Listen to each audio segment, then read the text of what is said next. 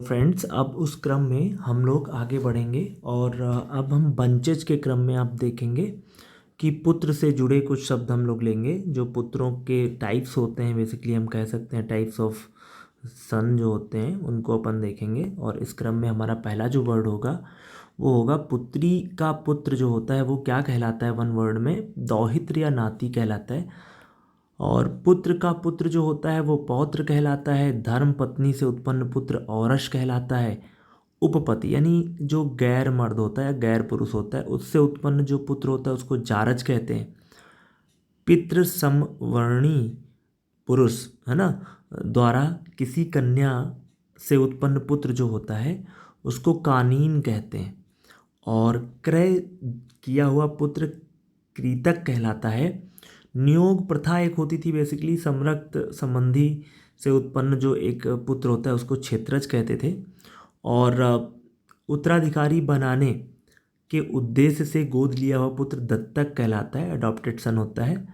पुत्र गुणों से युक्त समान वर्ण के बालक को पुत्र मान लें तो वो कृत्रिम कहलाता है।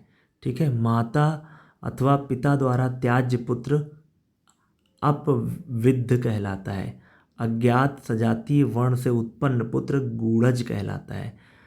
जाने अनजाने गर्भिणी स्त्री से विवाहोपरांत उत्पन्न जो पुत्र होता है वो शहोड़ कहलाता है।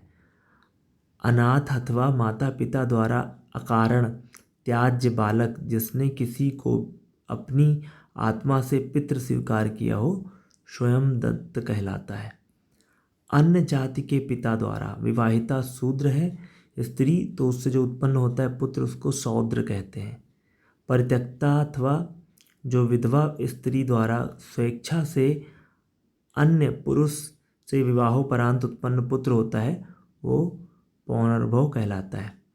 ब्राह्मण पिता हो और शूद्र विवाहिता स्त्री से उत्पन्न पुत्र पार्शव कहलाता है। नेक्स्ट वन इज कि क्षत्रिय पिता है और शूद्र विवाहिता है तो उससे जो पुत्र उत्पन्न उसका उग्र नाम कहते हैं। और वैश्य पिता है और शूद्र विवाहिता है तो वो सूचिक कहलाता है। तो आई होप आपको ये सारे वर्ड समझ में आए होंगे। ओके।